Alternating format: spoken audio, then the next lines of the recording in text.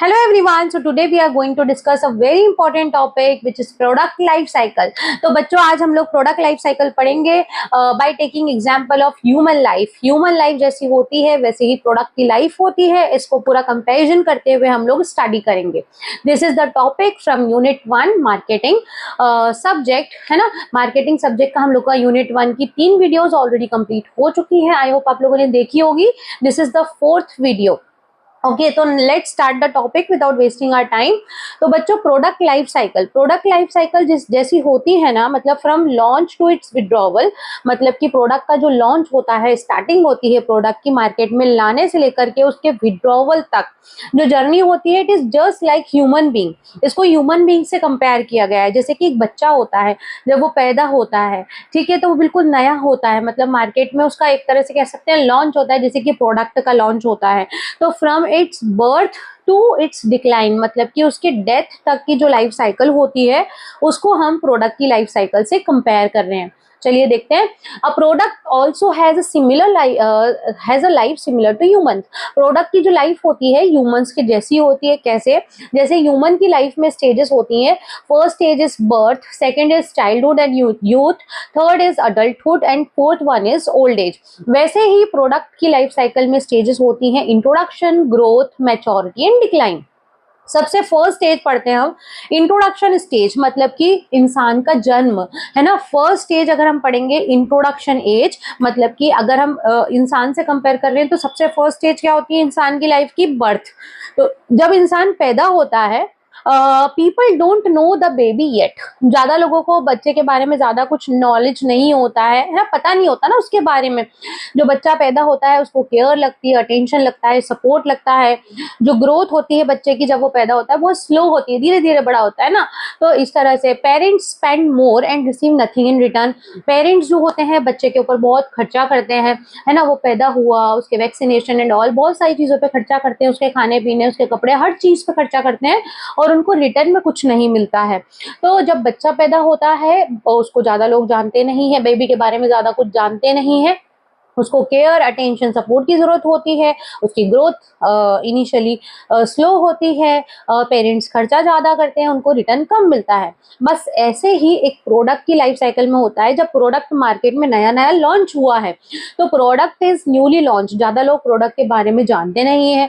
Customers have low awareness, customer को product के बारे में अवेयरनेस नहीं है। ट्रायल परचेज ओनली, लोग बाग ट्रायल परचेज करते हैं, मतलब कि खरीद के देखते हैं कि भाई प्रोडक्ट कैसा है। हाई एडवर्टाइजिंग प्रमोशन एक्सपेंसेस ज्यादा होते हैं, मतलब कि शुरुआत में आपको खर्चे ज्यादा करने पड़ते हैं। लिमिटेड डिस्ट्रीब्यूशन लिमिटेड रहता है और प्रॉफिट्स भी लो या फिर नेगेटिव होते हैं। मतलब शुरुआत में कोई प्रोडक्ट जब लॉन्च होता है उस पर आपका खर्च ज्यादा होता है और रिटर्न कम होता है या ना के बराबर होता है या फिर नहीं होता है। और negative, it may be negative also, है ना। तो फर्स्ट स्टेज समझ में आया। फर्स्ट स्टेज क्या था? इंट्रोडक्शन स्टेज या फिर बर्थ ऑफ अ ह्यूमन। अगर हम प्रोडक्ट की लाइफ साइकिल देखें तो फर्स्ट स्टेज इज इंट्रोडक्शन और ह्यूमन की लाइफ साइकिल में फर्स्ट स्टेज इज बर्थ। जब बच्चा हुआ, पैदा हुआ, उसके बारे में ज्यादा लोग जानते नहीं है, पेरेंट्स स्पेंड ज्यादा करते हैं, रिसीव उनको कुछ मिलता नहीं है रिटर्न में, उसको केयर, अटेंशन, सपोर्ट की ज्यादा जरूरत होती है, ग्रोथ स्लो होती है। सिमिलरली एक प्रोडक्ट में भी यही सारी चीजें हमें देखने को मिलती हैं।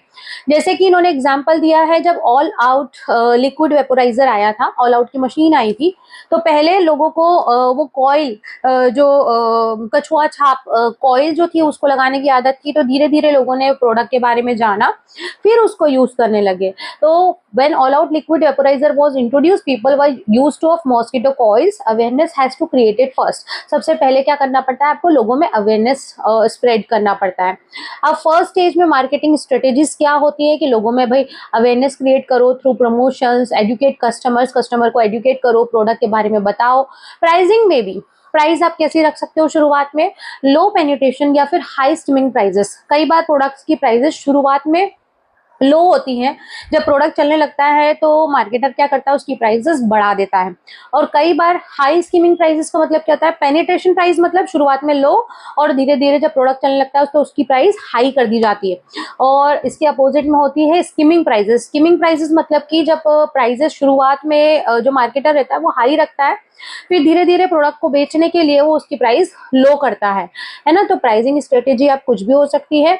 Selective distribution, so these are the marketing strategies which a marketer can use during introduction time, मतलब first stage of a product life cycle. Now second stage is growth stage. growth, जब इस प्रोडक्ट की growth हो रही है ना। यहाँ पे हम अगर ह्यूमन से कंपेयर कर रहे हैं तो बच्चे की भी ग्रोथ हो रही है, उसका चाइल्डहुड मतलब बचपन चल रहा है ना। तो चाइल्डहुड में द चाइल्ड ग्रो रैपिडली, जल्दी जल्दी बड़े होते हैं बच्चे। आप देखते हो ना बच्चों के कपड़े जल्दी से छोटे हो जाते हैं, अभी खरीदे 2 महीने बाद फिर छोटे हो गए। तो बच्चों की ग्रोथ रैपिडली होती है। मोर फ्रेंड्स एंड रिकॉग्निशंस, ज्यादा फ्रेंड्स बनाते हैं बच्चे, लोग बाग पहचानते हैं बच्चों को, स्किल्स डेवलप होती हैं, सीखते हैं, नई नई चीजें सीखते हैं, कॉन्फिडेंस इंक्रीज होता है बच्चों का, है ना। तो इस तरह की चीजें एक बच्चे के जीवन में चलती हैं ड्यूरिंग इट्स ग्रोथ स्टेज, है ना, चाइल्डहुड। उसके बाद अब प्रोडक्ट की बात करें तो प्रोडक्ट भी इंट्रोड्यूस होने के बाद धीरे धीरे पॉपुलर होने लगता है ना। पॉपुलर होगा, उसकी सेल्स बढ़ेगी, न्यू कस्टमर आएंगे, रिपीटेड परचेज होगा, मतलब कि जो ऑलरेडी खरीद चुके हैं लोग वो वापस खरीदने के लिए प्रोडक्ट को आ रहे हैं, कंपटीशन बढ़ेगा, प्रोडक्शन कॉस्ट डिक्रीजेस, क्योंकि प्रोडक्शन लार्ज स्केल में होने लगेगा तो प्रोडक्शन की कीमत भी कम होगी, प्रॉफिट बढ़ने लगेगा। तो ये सब चीजें देखने को मिलती हैं। जैसे कि एक बच्चे के जीवन में ग्रोथ होती है, वैसे ही प्रोडक्ट में भी ग्रोथ होती है, सेल्स बढ़ने लगती है, प्रॉफिट बढ़ने लगता है, रिपीटेड कस्टमर आने लगते हैं, नए कस्टमर आने लगते हैं, कंपटीशन बढ़ने लगता है। ठीक है, जैसे कि example, mobile phone experience rapid growth when smartphones become popular. जब स्मार्टफोन्स पॉपुलर हो गए तो मोबाइल फोन्स की जो ग्रोथ है वो रैपिडली होने लगी, इंक्रीज हो गई। जो उसका एक्सपीरियंस है रैपिड ग्रोथ का, वो कब हुआ, जब स्मार्टफोन्स बहुत ज्यादा पॉपुलर हो गए। अब marketing strategies during this stage, इस स्टेज में मार्केटिंग की स्ट्रेटेजीज क्या होनी चाहिए। Improve the product quality, product की क्वालिटी को इम्प्रूव करना चाहिए, है ना। देखो जब आपका प्रोडक्ट चल रहा है तो उसकी क्वालिटी जितनी बेस्ट हो सकती है उतनी बेस्ट दो, है ना। उसके बाद नए नए फीचर्स ऐड करो, डिस्ट्रीब्यूशन चैनल बढ़ाओ जिससे कि आपका प्रोडक्ट ज्यादा बिके। Promote to a wider audience, ज्यादा से ज्यादा तक लोगों तक अपनी रीच, मतलब कि पहुंच बनाओ, है ना, ताकि ज्यादा से ज्यादा लोग आपके प्रोडक्ट को पहचाने, खरीदें, उसकी क्वालिटी अच्छी करो, उसमें नए नए फीचर्स ऐड ऑन करो। तो क्योंकि प्रोडक्ट की क्या हो रही है, ग्रोथ हो रही है। जैसे बच्चा बढ़ता है तो हम उसको कई सारी चीजें, ड्राई फ्रूट्स खिलाते हैं, है ना, उसको प्रोटीन पाउडर्स पिलाते हैं ताकि ग्रोथ अच्छे से हो।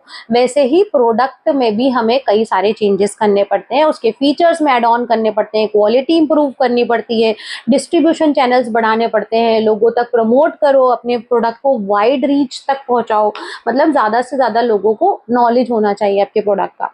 ठीक है, तो सेकेंड स्टेज हम लोगों ने पढ़ ली। Now third stage is maturity stage, मतलब अडल्टहुड।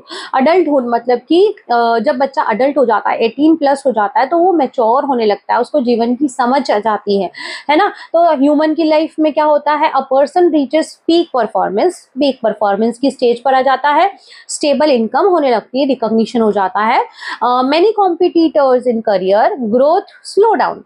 अब देखो, एक जो बच्चा होता है जब उसका चाइल्डहुड होता है, उसकी वो सबसे ज्यादा ग्रोथ वाली स्टेज होती है, सबसे ज्यादा ग्रो उसी स्टेज में करता है, नया नई चीजें सीखता है, पढ़ाई करता है ना, कॉम्पिटिटिव एग्जाम्स वगैरह देता है। जब वो अडल्ट हो जाता है ना, तो उसकी ग्रोथ जो होती है ना वो कंपैरेटिवली थोड़ी स्लो डाउन हो जाती है। ठीक है, कंपैरेटिवली थोड़ी स्लो डाउन हो जाती है, वो अपने पीक परफॉर्मेंस तक पहुंच चुका होता है, स्टेबल इनकम होती है, रिकॉग्निशन मतलब उसकी पहचान होती है, बहुत सारे कॉम्पिटिटर्स होते हैं मार्केट में। ठीक है, अब प्रोडक्ट के बारे में अगर हम बात करें तो यहाँ पे जैसे बच्चा जो है वो उसकी मैक्सिमम इनकम जो स्टेबल इनकम पे आ गया ना, बस वैसे ही प्रोडक्ट जो है ना मैक्सिमम सेल्स तक आ गया, मतलब कि जितनी सेल इसकी हम बढ़ा सकते थे उतनी हमने बढ़ा चुके हैं, तो मैक्सिमम सेल तक हम पहुंच चुके हैं, सेल्स पीक पॉइंट पे है। उसके बाद हैवी कंपटीशन है मार्केट में, प्राइस वॉर छिड़ चुका है कि भैया प्राइस इसकी रिड्यूस करनी चाहिए, अदरवाइज प्रोडक्ट चलेगा नहीं, क्योंकि कॉम्पिटिटर्स बहुत सारे हैं, प्रॉफिट मार्जिन रिड्यूस हो जाता है, क्योंकि अगर हम प्रोडक्ट की प्राइस को कम कर देंगे तो ऑब्वियसली प्रॉफिट जो है वो आपका कम हो जाएगा। Brand differentiation become important, brand differentiation important हो जाता है, क्यों, क्योंकि देखो प्रोडक्ट अगर मार्केट में सिमिलर काइंड के बहुत सारे हैं तो आपके प्रोडक्ट को आपको थोड़ा डिफरेंट बनाना पड़ेगा जिससे कि लोग आपके प्रोडक्ट को खरीदे। मार्केटिंग फोकस, मार्केटिंग पे फोकस करना पड़ेगा। Companies try to keep customers loyal, है ना, कस्टमर्स लॉयल कस्टमर्स आपको रखने पड़ेंगे। मतलब कि ये सारी चीजें होंगी जब कस्टमर, जो सेल्स जो है आपका पीक पॉइंट पे चला गया, कंपटीशन हाई चल रहा है, कॉस्ट आपको कम रखनी पड़ रही है, उसकी वजह से प्रॉफिट भी कंपेरेटिवली कम हो रहा है, ठीक है। और डिफरेंशिएशन प्रोडक्ट का बहुत जरूरी है इस स्टेज पर। नाउ मार्केटिंग स्ट्रेटेजी, अब इस टाइम पे हमें क्या करना चाहिए, प्रोडक्ट में मॉडिफिकेशन मतलब कि चेंजेस करने चाहिए according to the need of the customer. Now brand differentiation करना चाहिए, प्रमोशनल ऑफर्स देने चाहिए, उसके बाद में पैकेजिंग और उसके फीचर्स में कुछ एड ऑन करनी चाहिए, चीजें इंप्रूव करना चाहिए, ठीक है। Now last stage is decline stage या फिर ओल्ड एज। अगर ह्यूमन की लाइफ में बात करें तो लास्ट स्टेज क्या होती है इंसान के जीवन की, ओल्ड एज, है ना, बूढ़ा होता है इंसान। तो जब बूढ़ा होता है ना तो उसकी एनर्जी डिक्रीज हो जाती है, ठीक है, उसमें ताकत नहीं बचती है। बूढ़े लोग कैसे रहते हैं बेटा, जवान कैसे रहते हैं, जिसमें बहुत एनर्जी रहती है, जितना ज्यादा एनर्जी हो सकती है वो जवानी में मतलब एडल्टहुड में आ जाती है। उसके बाद जब वो बूढ़ा होता है तो उसकी एनर्जी डिक्रीज होने लगती है। न्यू जनरेशन रिप्लेसेस ओल्ड, अब हमारा नॉलेज जो होता है, हमारी सब चीज जो होती है वो पुरानी होने लगती है ना। जो न्यू जनरेशन होती है वो हमारी प्लेस लेने लगती है। एक्टिविटी लेवल रिड्यूसेस, हमारी एक्टिविटीज कम होने लगती है, हमारे अंदर शक्तियां नहीं बचती है। वैसे ही प्रोडक्ट में क्या होता है कि काफी लंबे समय से अगर कोई प्रोडक्ट चल रहा है, हो सकता है नए प्रोडक्ट मार्केट में आ जाए जिसकी वजह से आपके प्रोडक्ट की डिमांड जो है वो कम हो जाए, सेल्स डिक्लाइन हो जाए, कस्टमर के प्रेफरेंसेस चेंज हो जाए। अब आप पुराने तरह का प्रोडक्ट चला रहे हो सकता है मार्केट में कुछ नया आ गया है ना, तो नए लोगों को नई नई चीजें पसंद आती हैं। तो इसी तरह से क्या होता है, सेल्स डिक्लाइन होती हैं, प्रॉफिट गिरने लगता है, नए प्रोडक्ट पुराने प्रोडक्ट की जगह लेने लगते हैं, कॉम्पिटिटर्स जो होते हैं वो मार्केट से एग्जिट लेने लगते हैं।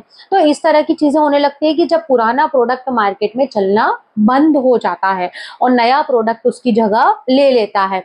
फॉर एग्जाम्पल डीवीडी प्लेयर्स अगर आप एक टाइम के पहले कुछ टाइम पहले की बात करेंगे तो डीवीडी प्लेयर्स सबसे ज्यादा चलते थे। हर घर में एक डीवीडी प्लेयर हुआ करता था, सीडी हुआ करता था उसके पहले, सीडी का जमाना था तो सीडी चलती थी पहले, फिर उसके बाद उसका रिप्लेसमेंट आया डीवीडी, अब डीवीडी हट गई, है ना, तो मार्केट में अब डीवीडी प्लेयर ही नहीं मिलते हैं।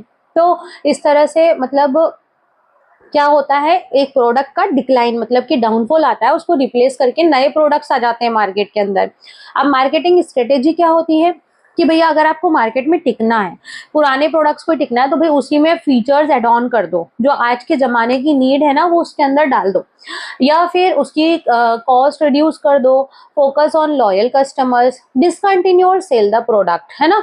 तो मतलब कि या तो आप उस प्रोडक्ट को डिसकंटिन्यू कर दो, भाई कुछ नहीं कर पा रहे तो डिसकंटिन्यू कर दो, नया प्रोडक्ट ले आओ मार्केट में, ठीक है। तो एक चीज जो होती है, आपने लाइफ साइकिल में अपन ने क्या क्या देखा, सबसे पहले इंट्रोडक्शन देखा, उसका ग्रोथ देखा, मैच्योरिटी देखा, फिर डिक्लाइन देखा।